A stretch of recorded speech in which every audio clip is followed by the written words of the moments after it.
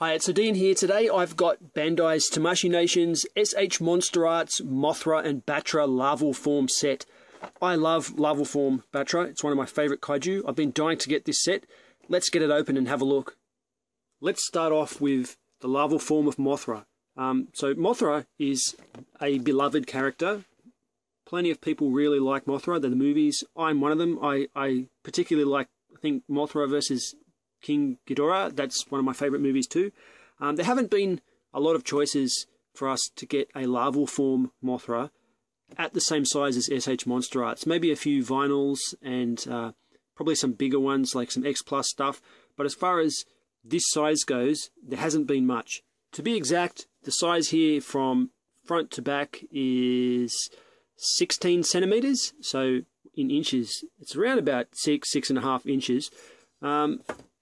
Mothra's size can vary somewhat, so you can see she's got a fully segmented body, just like we would expect from a tail on one of the other kaiju, but these segments can actually stretch out a considerable distance like that and kind of squish back in like this. I'm guessing that there's double ball joints in there, and maybe they kind of angle up together and kind of zigzag to compress like that.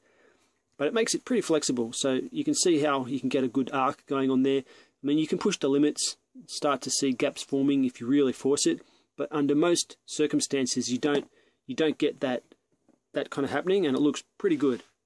Mothra's little eyes there are kind of pearlescent paint, so even though they're really minuscule, the detail does get picked out a lot. It tends to catch the light and shine, so that's pretty cool.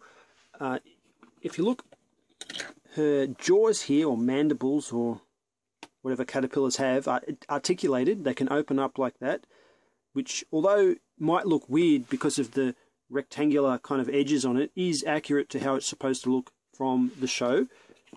You can see that I've got her on this little stand, so that stand also comes in the set. There's a reason this stand is in the set, and that is so that when you want to use this thing, which is a kind of webbing, you can have it aimed up in this direction. In the movies, the idea is that because Mothra has the ability to make a cocoon for her metamorphosis, she can squirt out this kind of webbing from the larval form. It's a bit like spider web, I guess, or maybe silk. This is a relatively fragile piece, so not something you'd want to drop too many times, because down this end it gets very thin, but it's got a really good paint job considering it's just basically a frosted piece of plastic. It does look a lot like webbing. You can just pop that into Mothra's mouth, and there we've got Mothra spewing out webbing to entangle maybe Batra or Godzilla or somebody. Mothra definitely is an ugly little worm. There's no two ways about it. If you don't already know the character of this larval form, I think that most people wouldn't have a natural attraction to this figure, and that's one of the clever things that Bandai have done, is by bundling the two larval forms together. Because, I mean, after a while everyone wants a larval form. Once you've seen enough movies, you really want to have it, but to be able to sell this on its own was probably not a good idea and maybe would have lost money. But by packaging it with such a colourful figure like larval form Batra, I think they've done the right thing. So let's get on to larval form Batra. Obviously, Batra is the main event in this set, and this is a beautiful figure. The amount of sculpting and articulation and paintwork is just through the roof on Batra, and I just love it. I mean, I don't know where to begin. Let's begin by just turning this around and having a look at Batra from every direction. No matter where you see Batra from, there is something of interest at every point, like so many spikes and yellow streaks and just skin texture. It's a very impressive figure. I like the way the paint moves from one tone to another, like the shading. It's expensive, but you know, you get something for the money. $100 worth of Batra is really $100 worth of something beautiful, whereas some other toys, $100 might just be something you don't really care for after a while. I don't see that ever happening with Batra. Batra is going to be something that looks beautiful on my shelf for years and years to come after this. Okay, that's the whole way around. Let's look at some of the details a bit closer up. Starting at the end of Batra's tail, you can see these two segments are not individually articulated. If my memory serves correct, figures like Destroyah had more articulation at the end of the tail, and it was a little bit problematic with sometimes pieces popping off or the articulation not being that useful. I think that they've probably done the right thing to limit it a bit here. Moving down, we've got many segments. Each one is pretty restricted, so you don't get a huge amount of movement in the tail, but just enough so it feels good to just like mess around with, just to play with on your desk. Not really as much as a Godzilla figure, but it's enough. Each little body segment has an associated claw that sticks out of the end of it. These claws are not articulated. I can see where they may have been tempted to put a ball in there, given how many ball joints some other figures they've done lately have had. I think they've done the right thing in not making them have ball joints. I prefer these to be nice and solid, just with a good paint job. You can see if I move a segment, the claws kind of go with it. When we get up to the chest area, where the two biggest claws are, that's when we start to hit articulation. So you can see this is a ball joint. You don't get that much movement, just enough to know it's there, but there is also a little bit more when it comes to the spike. So the spike is on its own. You do get a lot more on the spike than you actually do on the leg itself. These legs are also articulated, but not at the spike, just at the base of the leg. And then when we get past that, we're back to little spikes that don't move at all, just connected to the main body segments.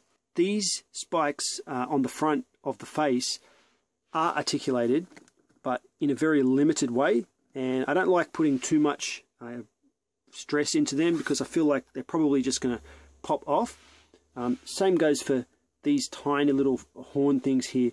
I feel like they're probably just attached on balls because that was the easiest way to do it.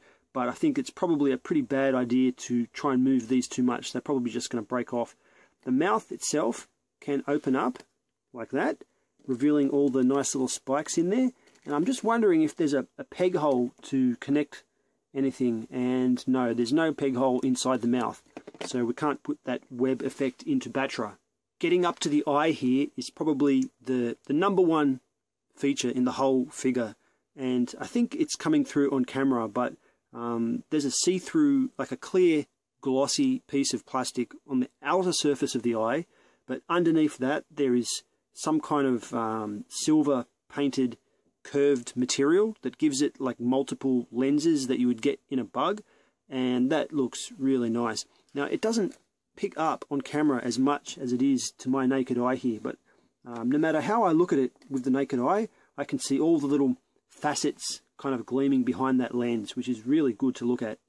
The crest on Batra's head is entirely translucent yellow, and I think the whole face may actually be yellow as well, just with paint on it.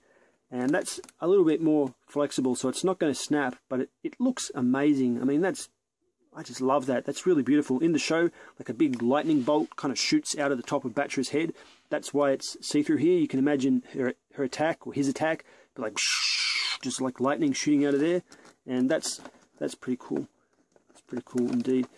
I like all these spikes. It must be so hard to mold something like this, where you've got spikes shooting off in every direction. I don't know how they do it. The molds, I mean, this material gives a little bit, obviously, because it's a little bit rubbery, and that must have something to do with how they can pull it out of those steel molds. Batra has a kind of flap at the back of the neck here, and what that's for is, so if you need to rear the head up like this to fight Godzilla, for example, you do get the ability to squish this up without, if you couldn't bend the flap up, it wouldn't work. But the result of that is that when you bend back down, you can often get the flap sticking straight up in the air, but it's no big deal. All you got to do is pop it down with your finger and it looks fine again. The main size comparison that I mentioned before that I was interested in was with this. I think this is Bandai Creations. Maybe it's just Bandai, I don't know, but from Japan anyway. This is the only other Batra figure that I was ever able to get, and for a long time the selling price on this Batra was going for the same price as this whole set, and you can see that the Monsterarts is just an order of magnitude better than the old vinyl.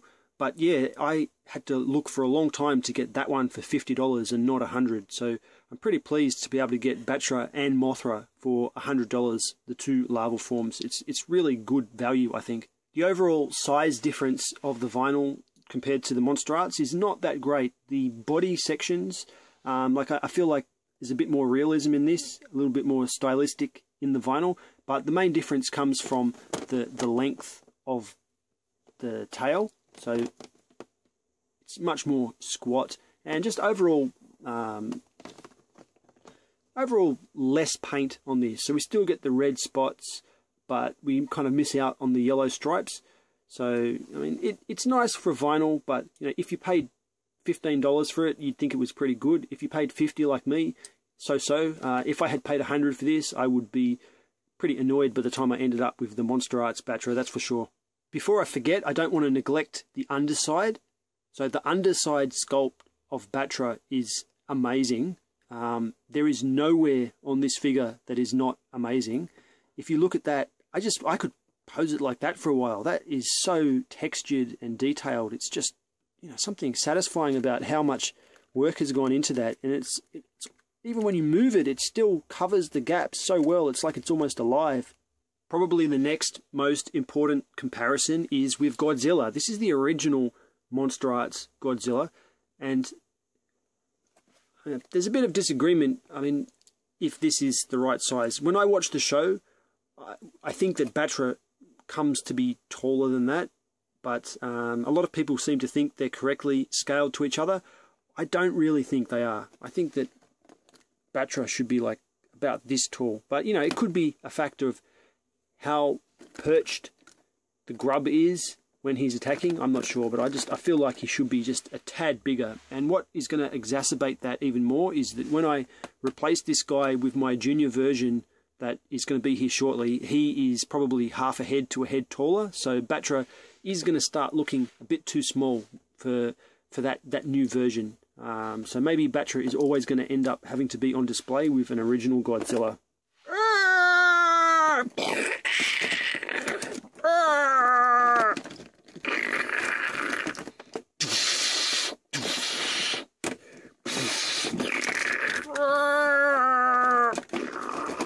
Here's Batra and Mothra together, so you can see their relative sizes. For kind of siblings, they are pretty different in size. I don't know if that's correct, I haven't looked into it, but just seeing it like that makes me feel like Mothra should be a little bit bigger too. Now I do have the moth form of Mothra, but unfortunately that's in storage, which is very hard to get to right now.